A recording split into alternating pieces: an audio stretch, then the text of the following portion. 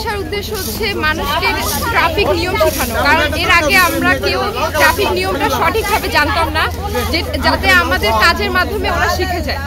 আর আমরা মাঠ ছাড়ার পরবর্তী সময়ে যাতে ওরা ট্রাফিক আইনগুলো ব্রেক না করে, তার জন্য আমরা একটা নতুন কর্মসূচি করতেছি এখানে, যে আমরা মাঠ ছাড়ার পরে যাতে ওরা এই লেখাগুলোর মাধ্যমে ট্রাফিক আইনটা ওরা সবসময় মনে রাখে।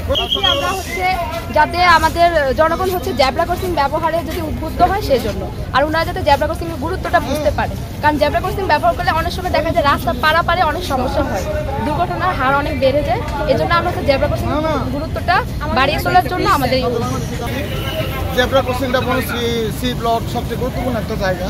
এখানে জেব্রা ক্রসিংটা ছিল না, সেটা আমরা জেব্রা ক্রসিং করে দিয়েছি এবং বি ব্লকেও আমরা সেম কাজটা করছি জেব্রা ক্রসিং।